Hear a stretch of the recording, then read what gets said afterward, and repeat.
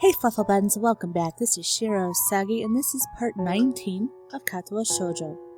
So let's begin. My head's in a spin all through Muto's class. I'm gonna have dinner. With Emmy. Who wants to be my girlfriend, no less. A date. And then she kissed me. That kiss, I keep going back to it, playing it over in my mind again and again. Everything about that moment felt so right. My mind drifts off, lost in thoughts of Emmy.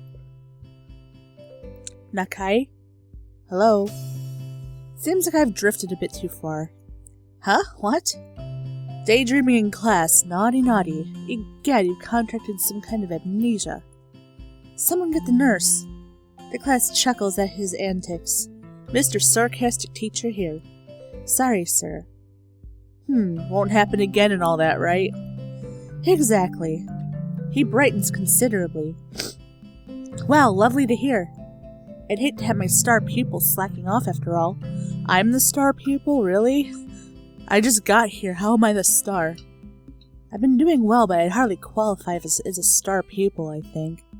I'm fairly certain that this class is the sort that everyone does well in. It's just memorizing formulas. Actually, it's not that easy to memorize formulas for everybody, excuse you. True to my word, I managed to pay attention for the rest of the class. Nakai, may I have a word with you? Am I in trouble? I wonder if I'm in trouble for earlier. Sure. Am I in trouble? He looks genuinely confused for a moment. Beg your pardon? He tilts his head to one side and thinks for a moment. Oh, that? Huh, no, you're not in any sort of trouble. There's just a question I want to ask you. And what is that?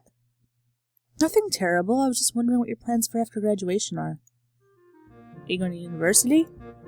Yeah, I guess. I can't really see a reason not to go. Good boy. Given any thought to what you'll study? Not really, no. I figured I'll come up with something when I get there.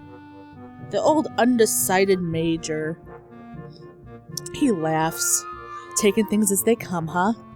I'd argue against it, but that's how I did things when I went to university. Well, not really.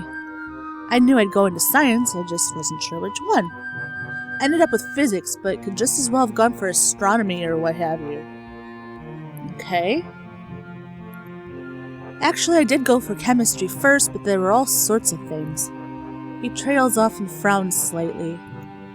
It takes a minute for him to recover his train of thought, and I wait patiently for him to continue. So anyway, I did a lot of physics as well because I had an interest in that, but I wasn't really sure if it was for me. So I went back to chemistry, and here we are. Yes? He smiles at me enthusiastically as if waiting for me to confirm that yes, here is in fact where we are. Somehow I get the feeling that he had a plan for this conversation, but I'll be damned if I can figure it out. I'm sorry, I'm not following you. He frowns and rubs his chin a bit, looking perplexed. He then snaps his fingers as he's remembered what the point of all this was. Right, yes. You. Me? Yes, you should look into studying one of the sciences. You're fantastic at it. Unless you'd rather just go into math. Nerd. He makes a sour face. Not a big fan of straight math. I always like the experiments more than the proofs. You're saying I should study science at university? He seems thrown off balance by my question. Well, sort of. You could also join the science club.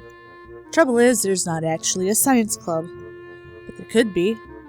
You'd even be a charter member. A founding father.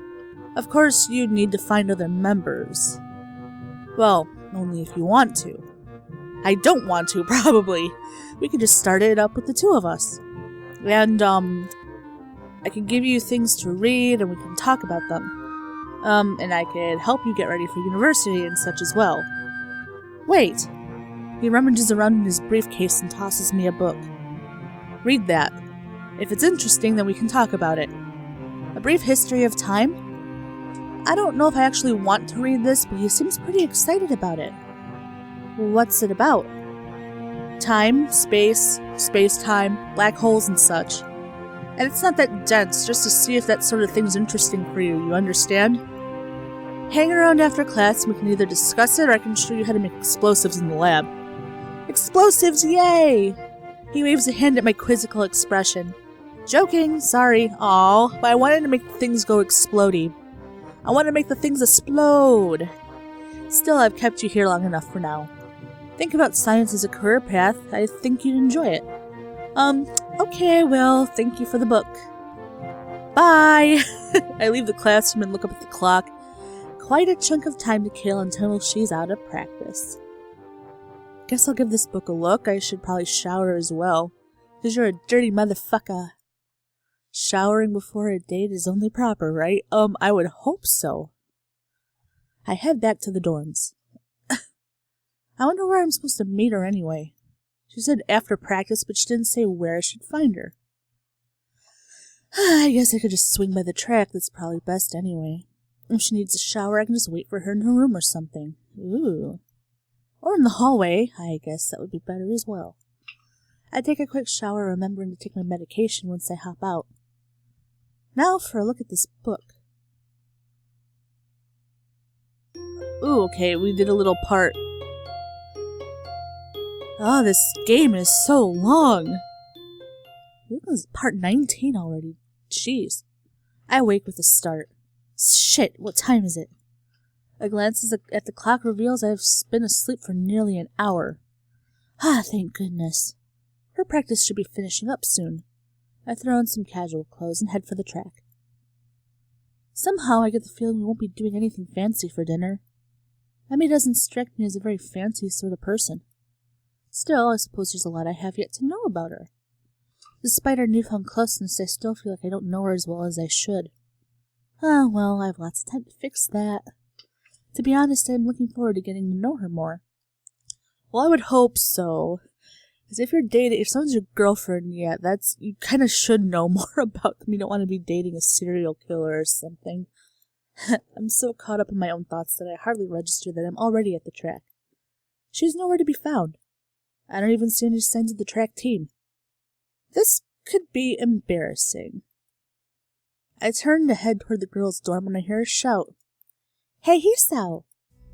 Hi! I turn around to see her making a beeline for me with a gym bag slung over her shoulder. She's changed into some decidedly more casual clothing.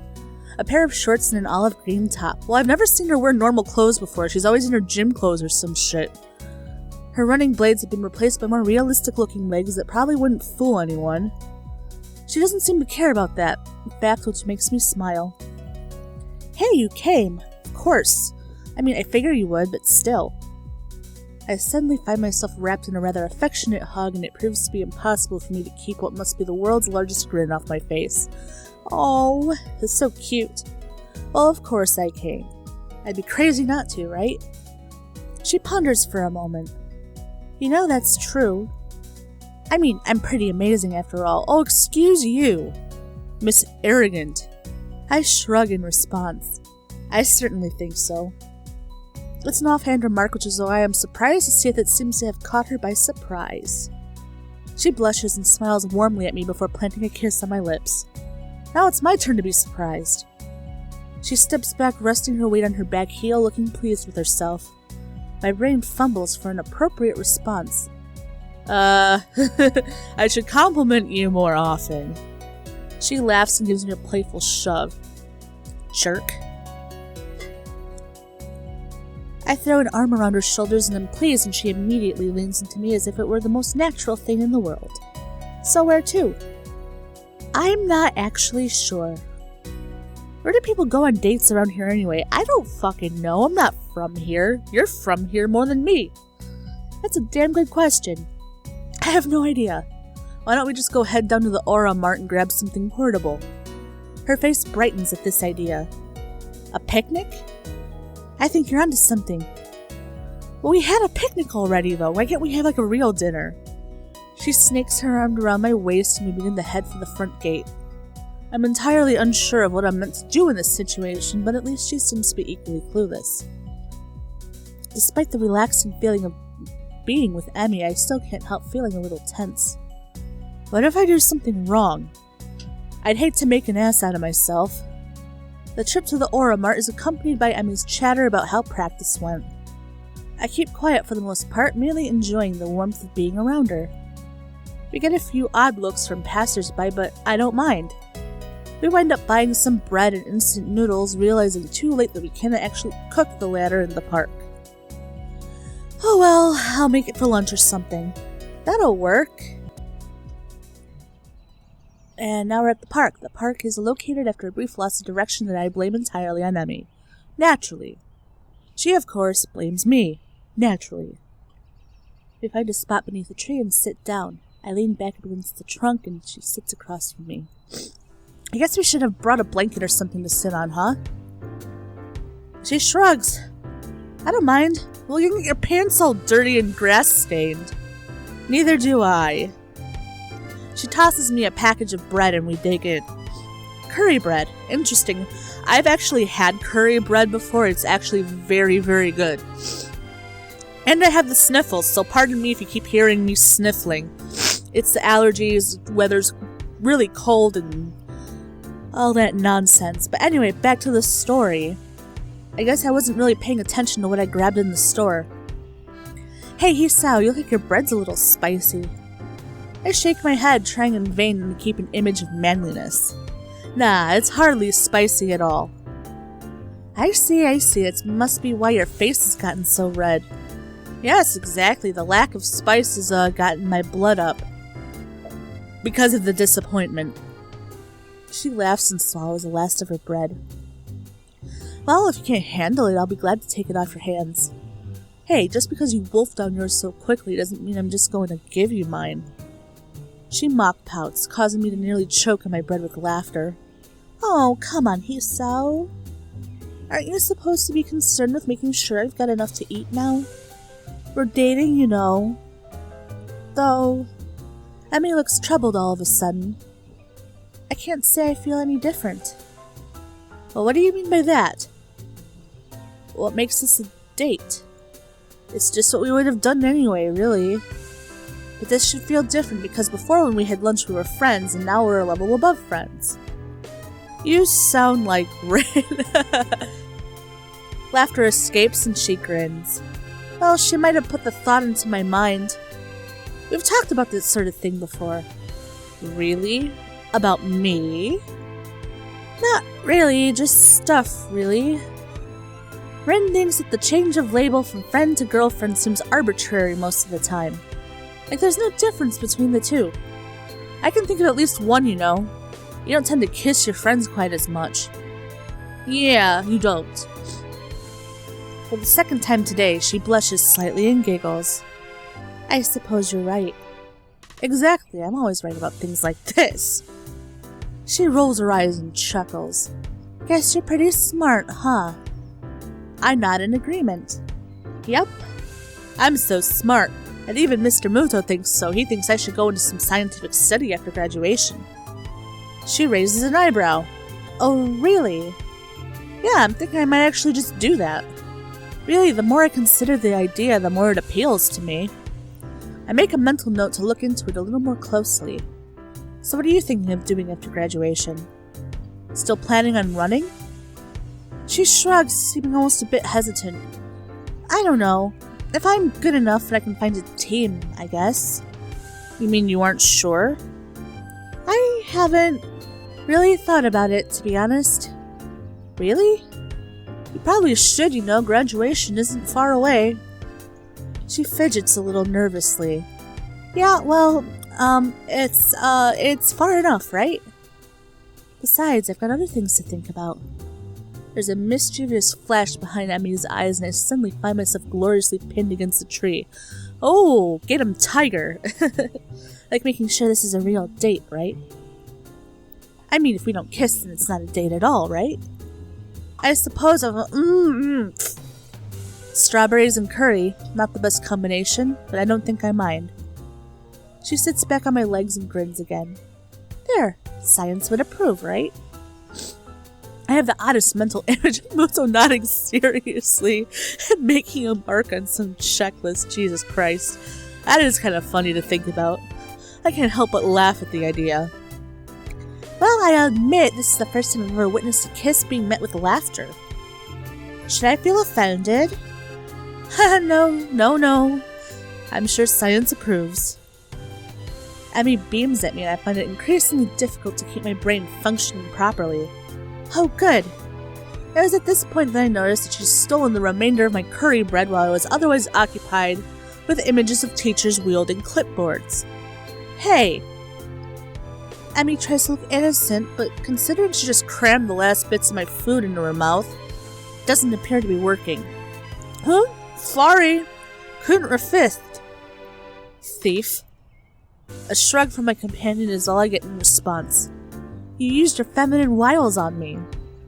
I wasn't that hungry anyway, but I still feel that the point needs to be made. Yeah, you don't just take people's food. Even if it's your boyfriend or girlfriend, you just don't do that. I don't know. I think it's rude, but that's just me. Emmy seems confused by the phrase feminine wiles, but the understanding dawns on her features after a moment's thought. Wasn't anything of the sort. You were laughing. Feminine wiles don't involve laughing. I guess I can't argue with this. It doesn't change your thievery. Emmy laughs at my injured tone and gives me a playful shove. Fine, you can have the instant noodles, but we can't eat them here anyway, so what's the fucking point? Are you kidding? That stuff's terrible. If anything, you should definitely eat it as punishment. Another laugh from the girl sitting on my legs. Both of which have fallen asleep by now, so if there's a fire or any other kind of catastrophe, I ain't getting up. I'm gonna die. I twitch one leg to try waking it up, which has the unintended effect of unbalancing Emmy, who falls to the side with a startled eep. Oopsie, sorry about that. Legs fall asleep on me. Emmy remains on the ground, giggling. I stand up a little shakily, feeling the nerves in my legs return to normal. I hate that feeling. It's like, Like when your legs wake up after you've been on them all for a while, that tingling all the way down to your toes is just I don't like it.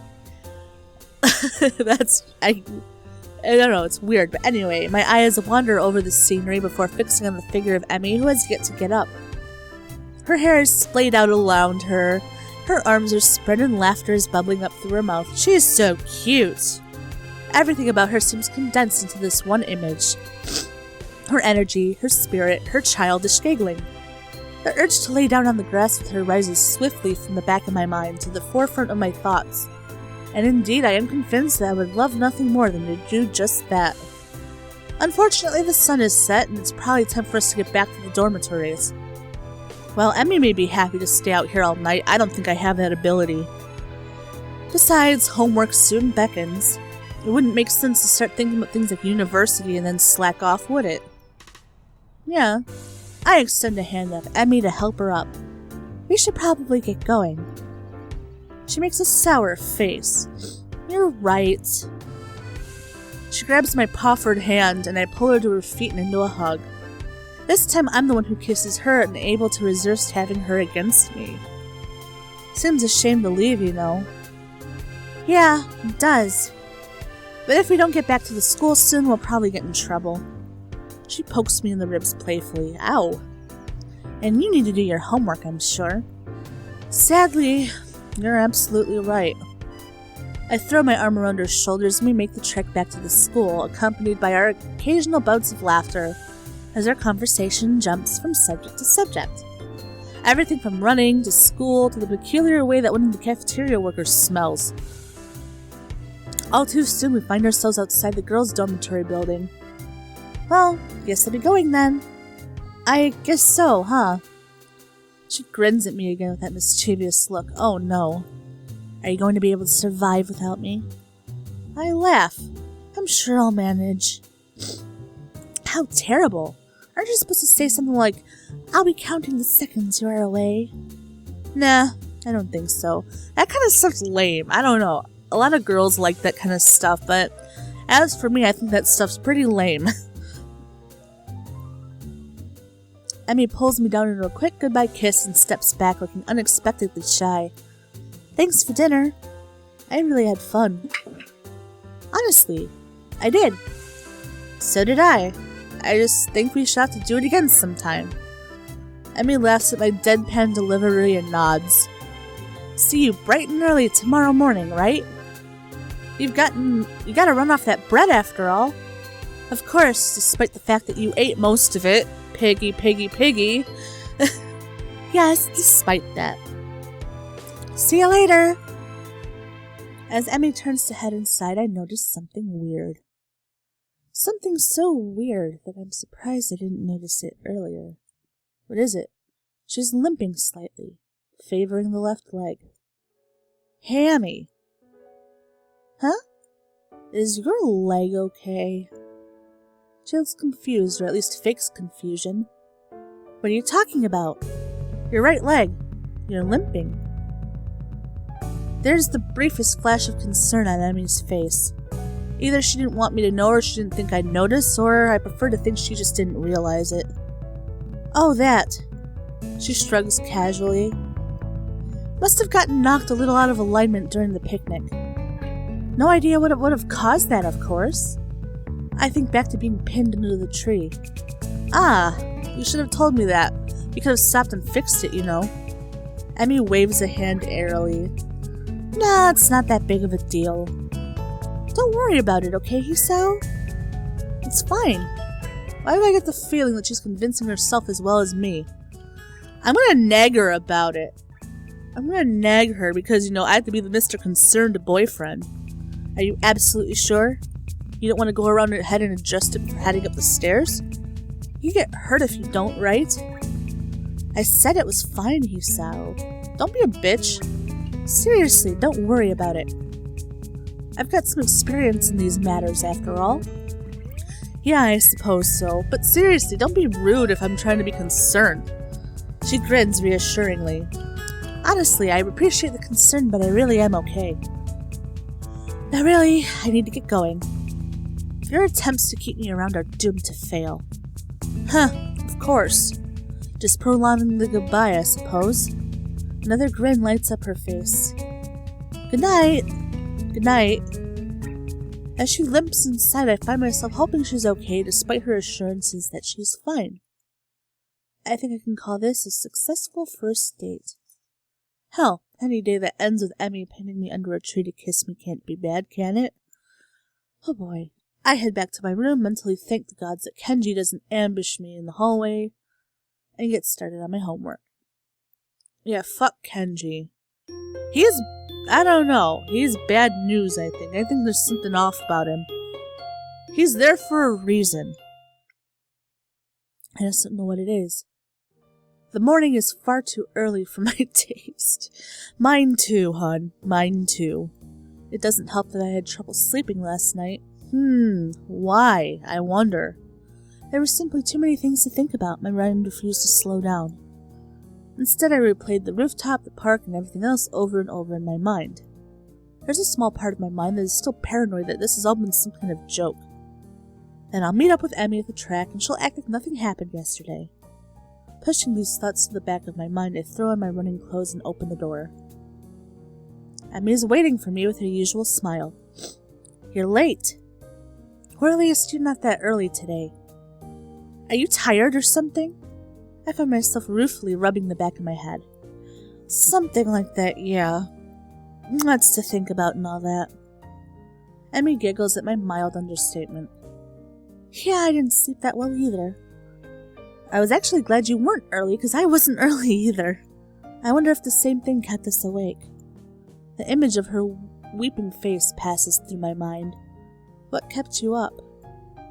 Emmy's expression falters, but she quickly notices my curiosity and forces a smile. Nothing important. She's obviously not telling me something. You think? Durr. The question is, should I press the issue? Something's clearly been bothering her for a while. I want to help her, but it would just come off as me being nosy. She's gotta know I care about her, though. I think she knows. Are you sure? If something's bothering you, I'm here to help you sort it out.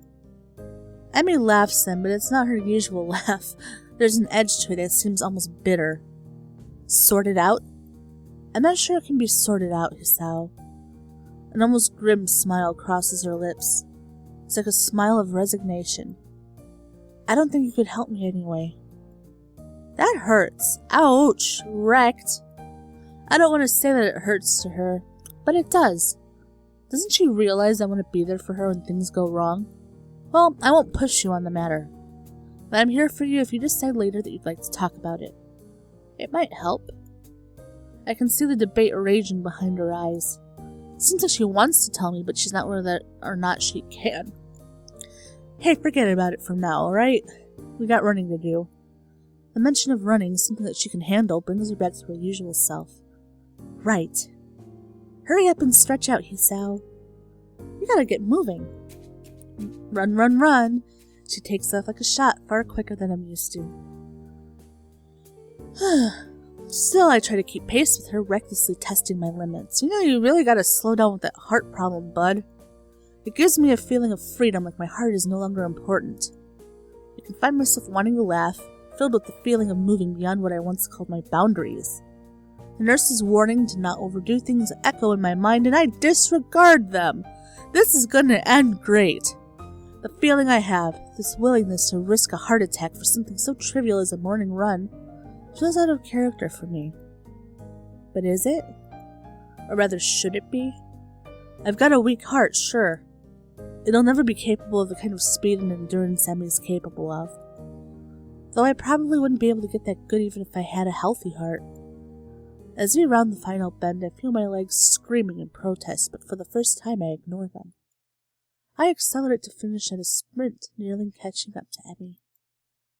That was never going to happen, of course. Still, I feel surprisingly good. Oh, sure, my legs feel like they're about to catch fire, and I'm having trouble staying upright. But there's been a shift of some sort today. And it's all thanks to the girl grinning at the finish line waiting for me. That felt a little faster than usual. My comment is met with a grin and a shrug. Can't have you think I was going to go soft on you now, can I? But you managed to handle it just fine. Well, I couldn't have done it without you. Still, the high from the run, and moved by a surge of gratitude, I seize her in a hug. Thanks. Really, I'm not just saying that. I'm in debt. Emmy seems flustered by my words, squirming uncomfortably. Don't be silly, Hisao. Someone had to haul you out here, didn't they? And it's not like you're doing anything for me, right? Oh, what? I needed a running partner, remember? I shake my head, still pointedly not letting go of her, who stops squirming, and merely looks up at me with a quickly deepening blush that almost seems out of character. No, that's not true. You wanted a running partner, but you didn't need one. If I hadn't shown up the day after the festival, you would still run, right? But it doesn't work the other way around. I only managed to make it out a few times before the festival, and without you I probably wouldn't have made it out at all after that. Emmy smiles at me and prods my chest with one finger. You are pretty lazy. Hey, and I was giving you a compliment. Well, you're welcome, I guess. I'll pay you back somehow. Oh, well, that's not necessary, you know. I mean, I kinda like you, Hisao. And being able to run with you in the mornings isn't exactly a bad deal for me either, so... For someone who gets so much praise, she seems unused to gratitude. I can't think of anything else to say, so we fall silent. I become aware of Emmy's breathing, of the dampness of her clothing, and of the scent of her. Oh, God. Coming off anyone else, it would smell. It would stink. Coming off Emmy, it fits her in a way nothing else could. Her skin is cool, slick with sweat, and a breeze causes goosebumps to rise. Almost without thinking about it, I lean down and meet Emmy's mouth, which has already moved up to meet my own. Kissy, kissy. Her lips are soft, and she hums happily as we kiss, sending vibrations from her mouth to mine. There's a startling rightness to everything about this moment. We fit one another perfectly. The kiss ends, and I finally let my arms drop back to my sides. Emmy is smiling warmly at me and giggles again. Come on, Hisao, we'd better go see the nurse.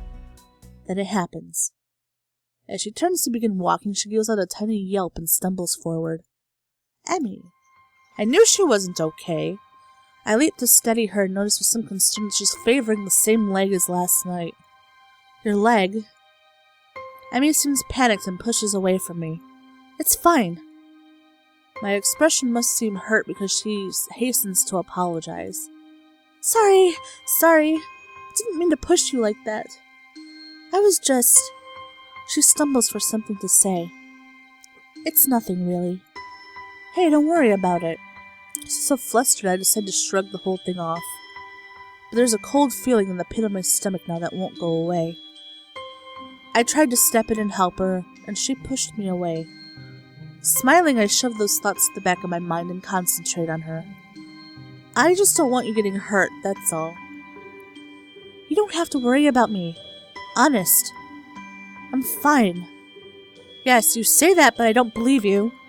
Why won't you tell me what's wrong? Because she's prideful and she doesn't want to look weak in front of you. It's like she gets offended by my trying to help. What am I supposed to do? Make of that? I'm still trying to sort out what happened on the track as we arrive in front of the nurse's office. Emmy raises her hand to knock, hesitates, and turns to me smiling guiltily. Hey, can you do me a favor? Of course. Can you tell the nurse that I'll see him later? I just remembered I got some stuff to take care of before class. So I really need to get moving. I peer at her closely and she fidgets under my stare. Yet she's clearly just avoiding the nurse. That leg of hers. Well, whatever, I said I'd help, and so I will. Don't be dumb. If you want to help her, you tell the nurse that she's hurt, you stupid fuck. But I'll make damn sure she sees the nurse before the day is out. Okay, you're on the right track now. Yeah, okay, I'll let him know. I mean, it looks like I've just given her a pony on Christmas. Thank you so much. You're the best. I'm rewarded for my complicity in her lie by a kiss that makes it all worth it, or so I tell myself. As Emmy heads out of the building, trying hard not to let her limp show, I knock on the door of the office. Ah, Hisao, come on in.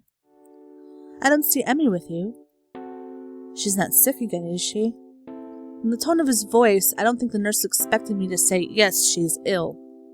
She said that she'd forgotten to do something and so she had to skip out, but she'll see you later today. The nurse heaves an exasperated sigh. Honestly, that girl. Huh? She's been avoiding me. Yesterday she was in and out of here without even taking off her prosthetics. And now this. Well, at least it's not just me Emmy doesn't want worrying. That's, comfort, I guess. Still, I feel like I should say something about her leg. I said I'd lie for her, but she really needs to see him. Now that you mention it, she was limping pretty badly today. And last night as well. The nurse's eyes narrow at the words, last night. Now what exactly were you two doing last night? We were, on a date. The nurse raises his eyebrows as if surprised. Really? Interesting. Huh? Oh, nothing. His gaze turns thoughtful and he grins at me. You don't think you could use some of that boyfriend charm to get her to come see me today, could you? Of course. I was planning on doing that anyway. I think she's really hurt and just pretending she's not. Yes, she does that. Afraid I'll make her stop running. Will you? I don't like to, but if it's bad enough that she's been limping, well, I guess I'll have to see what's wrong for myself before I make that call. I see. Emmy not allowed to run? Perish the thought. I don't know if she'd be able to function without running. No wonder she's reluctant to admit anything's wrong. Well, I'll make sure she sees you. Good. Oh, and before I forget, he grins at me again in what feels like a vaguely threatening manner. Don't forget that I know what medications you're on. You be careful around Emmy, you got it? Wow, he looks serious too. Got it. Don't hurt Emmy, wouldn't dream of it. Grand. I'd hate for you to be late. Huh? Late, as in the late Hisao Nakai. As in dead. He frowns briefly, dissatisfied. Sounded better in my head. Well, at any rate, get out of here before you miss your first class. You got things to do, I'm sure. Shoo! As I leave, I notice the nurse pulling out his phone and dialing a number. Mako, your daughter's being a pain in the ass again. Oh my god, how plain are you talking? I'd better head back to my room or I really will be late. Hey, wasn't he supposed to check my heart rate? He didn't. The lunch bell sounds and I bring myself out of the stupor I slipped into during the morning's classes. My lack of sleep last night, coupled with the increased pace of this morning's run, have left me a little exhausted. Just a little. Despite that, I find myself skipping stairs up to the roof. There's a thrill of excitement now, in addition to the pleasure one gets from eating lunch with one's friends and girlfriend. True, both Emmy and Rin are still my friends, but Emmy is more than that now. Rin is back in her usual spot on the roof, almost as if she's never been absent. Feeling better, I take it? Are you on the floor? A raised eyebrow is my reward for speaking. Better than what? Better than you felt yesterday? Rin gives my question some serious thought. I'm not sure.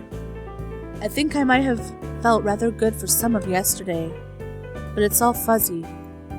Too much cold medicine? Well, I was asleep, and that usually is pretty good. But I can't remember what it feels like to be asleep because I'm not conscious for it. It's a real problem. Then again, if I knew how good it felt, I might not sleep anymore. But this way I keep trying, so I guess it's how I keep from being overtired. An eternal mystery to keep you sleeping at night? Maybe mystery is the wrong word. Intangibility might be the proper way to describe it. I see. No, I really don't see it all. I have no idea what she's talking about. But that's okay, since I rarely do, because you're just a weirdo, Rin, but you're adorable. Do you remember what sleeping feels like? Like yesterday? Do you remember what you felt like sleeping yesterday? Well, actually, I didn't get a lot of sleep yesterday. Maybe that's because you remember subconsciously. Actually, I think I was worrying about Emmy. Doesn't Emmy worry enough about herself? I hadn't considered that, but it gives me pause. True, but would she ask for help if she needed it? Rin frowns and I raise an eyebrow. Will I get a proper answer? Probably not. Is there something she should be asking for help with? Her leg, for starters? This seemed to catch her interest. Leg? It's hurt, but she won't see the nurse about it. Rin shakes her head in disapproval. You have to make her. Like she makes me go to class. For her own good. Otherwise she could lose her legs again, and that's just too weird. Losing things twice. Especially if you don't find them again to begin with. Unless the prosthetics are the same as finding something. But that's a different kind of loss, isn't it? I think so. I wonder. Wonder what? Emmy seems to have snuck up on us even though Rin doesn't seem especially surprised. Which is itself unsurprising, I suppose. Rin manages to sit herself up quite expertly, throwing her upper body forward and using her momentum to right herself. Your leg. How is it? That earns me a frown and a bit of a glare. It's okay, I think. Not worth worrying about. Tell that to the nurse. He's quite insistent that you visit him, you know. Emmy pouts like I just told her she's been grounded. He worries too much. It's not a big deal, it's just a little soreness. I try to resist rolling my eyes in exasperation. If it's nothing, then you should have no problem seeing him, right? Emmy narrows her eyes suspiciously. Did he put you up to this? Well, maybe. A little.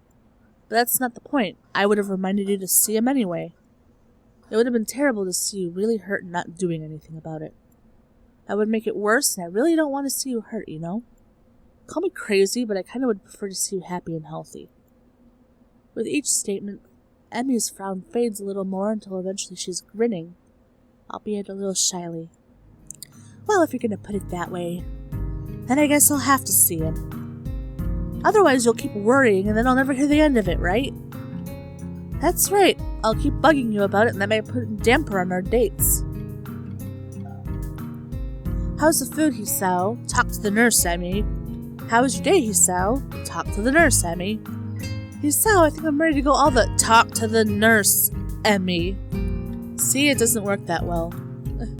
Emmy giggles at my high-pitched rendition of her own voice and gives me an affectionate shove. My voice isn't that high, jerk. I thought it was pretty accurate. Rin. Emmy and I stare at Rin for a while before I burst into laughter. Emmy crosses her arms and huffs, mock offended. You're both jerks. Such vile calumnies from you, young woman. I'm stunned that you would call me, of all people, a jerk. Honestly, I just don't know what to think. She sticks out her tongue at me. You ass. So Rin, how's the club these days? How's the art club these days? Rin, seemingly as surprised by this sudden change of topic as I am, takes a minute to think before answering. I believe it is okay. Although Nomiya keeps telling me to work harder. But I don't think he understands my methods. He always struck me as slightly creepy. Rin ponders the statement for a while. I've never really noticed. But I don't pay much attention to him most days, so maybe that's why. How often do you meet? Thinking of joining, Hisao? What? Nah, I've already decided to join a club. Really? Which one? Well, it's not really much of a club, to be honest. Oh, you joined the tea club? No, I joined the science club. I think. Emmy looks slightly confused. We have a science club? Well, not really, it's just me. Hisao, that's not a club, that's sitting in your room reading books. No, I mean it's just me and Mr. Muto. I'm just the only student so far. Muto, really? A thought strikes her. Oh, is that why you were talking about yesterday? Your meeting? Yep, that was our first meeting, I guess. She giggles. Nerd. Hey, I can't help but being clever. You know, I could have used your help years ago. You should have had your heart attack earlier in life. I laugh and then realize this is probably one of the very rare times I've laughed about my heart attack. Hindsight. Yeah. The ringing of the bell ends our conversation. Guess we better go. Yeah, I guess so. Go see the nurse. Come on, Rin, you too. Go see the nurse. Rin apparently had begun to doze off, so Emmy gives her a sharp bump. I almost had it. Sorry, but you need to go to class. I disagree, but maybe if I nap in class, I'll get it this time. Changing location is sometimes helpful for that kind of thing. Neither Emmy or I bother asking what it is. As we arrive at my classroom, Emmy gives me a quick kiss and heads down the hallway, Rin in tow. I turn to enter the classroom to be met by the duo of Shizune and Misha. Misha seems to be fighting a losing battle to keep from breaking into a fit of giggles while she translates Shizune's latest rant. While we are pleased, thrilled to see how well you've managed to make new friends and forge relationships, and with such a cutie too, He-chan. I think the last part was probably Misha. We nevertheless feel compelled to politely remind you that such public displays of affection are strictly forbidden. Really? That's disappointed, Shi-chan. By Section 8 of the Code of Conduct in the Student Handbook. In this case, however, ignorance of the law may be your excuse, as we are feeling lenient.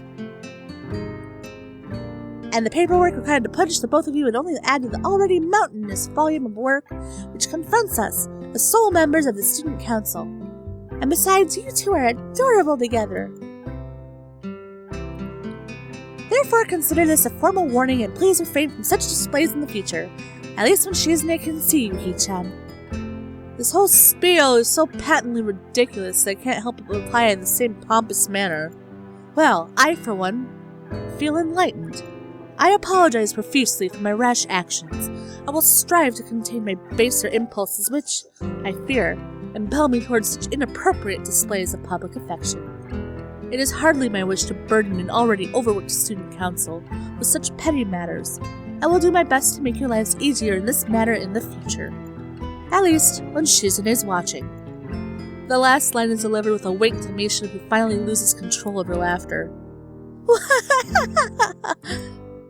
Well said, He-chan. Chuckling a little myself, we enter the classroom. Class is uneventful, and after the final bell rings, I find myself alone with Muto again. So, looks like we've all assembled for the second meeting of the Science Club. Or is it the first? What do you think? Should we count yesterday as a meeting? Well, we did form the club yesterday, didn't we? That seems like a club business. We can safely call yesterday a meeting.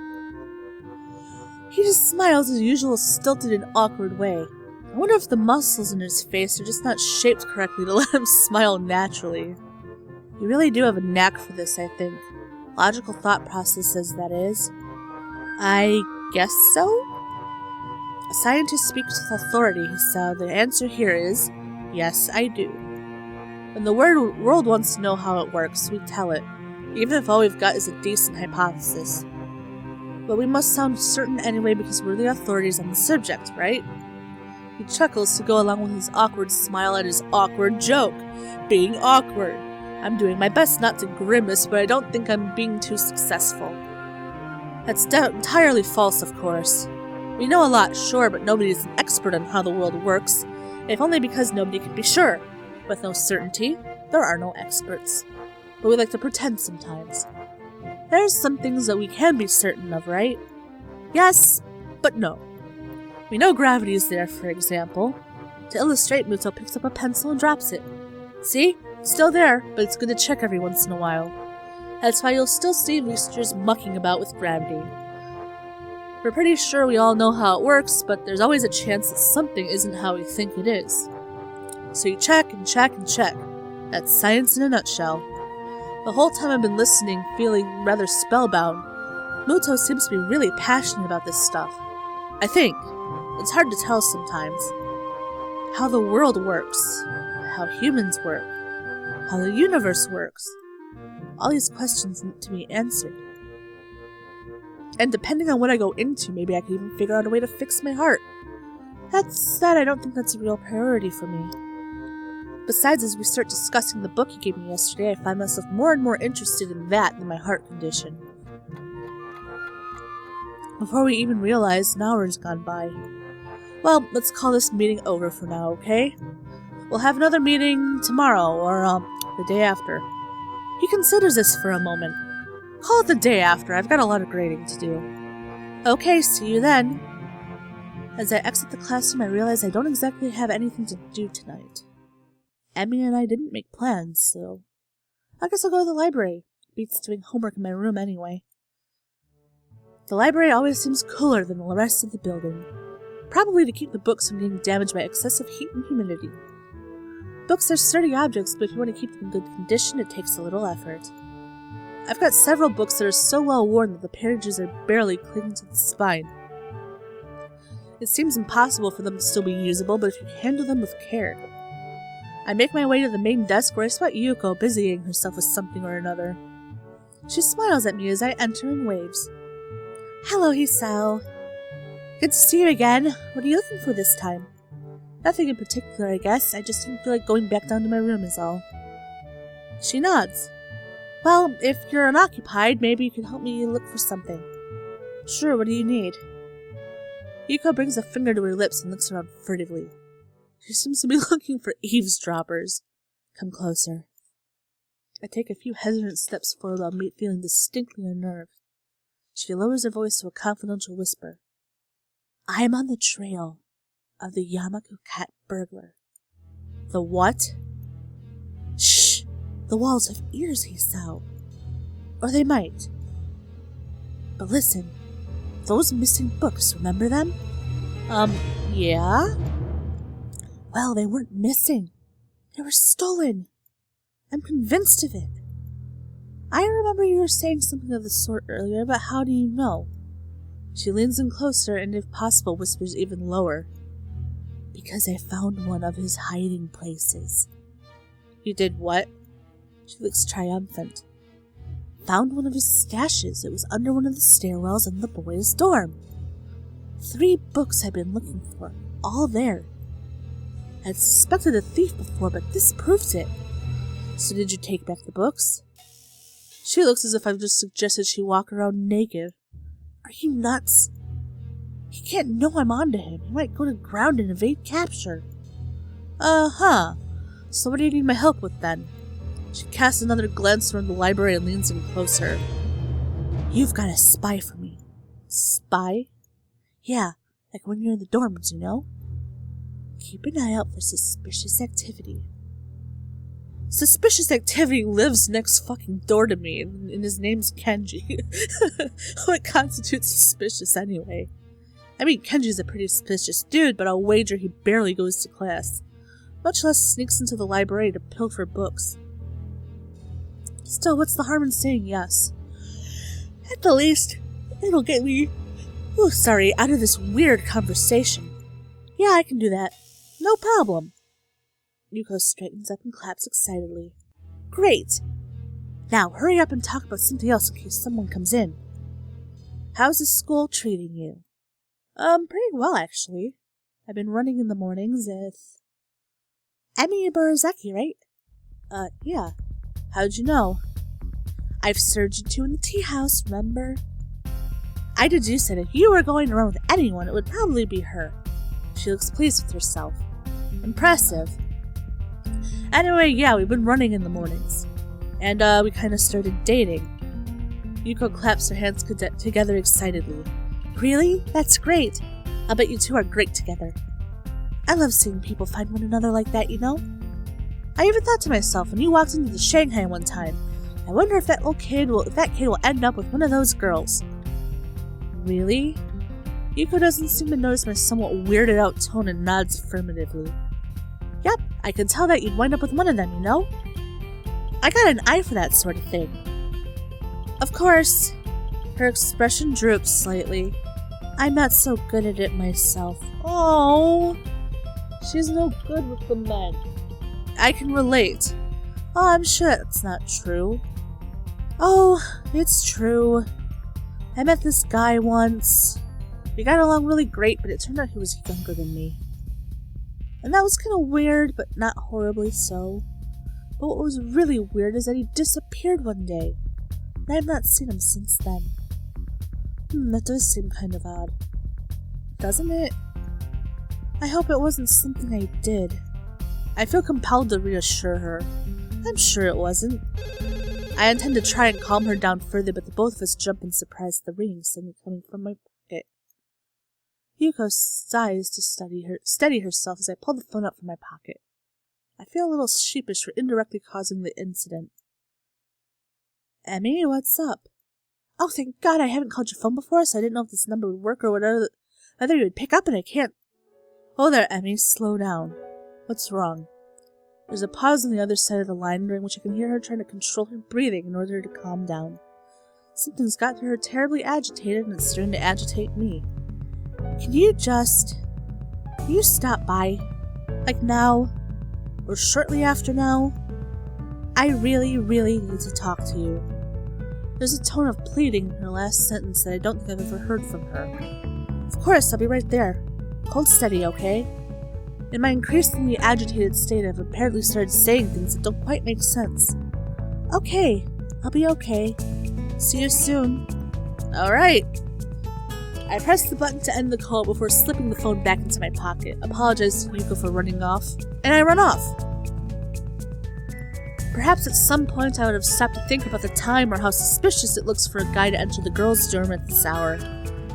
Except right now I'm just concerned with getting to her and finding out what's wrong with her, and how I can help her. I knock on the door and I am greeted with a subdued, "Come in." And that is where I'm going to end it. I'm going to leave you with suspense as to what's wrong with Emmy. This little episode's kind of long anyway, so let's save.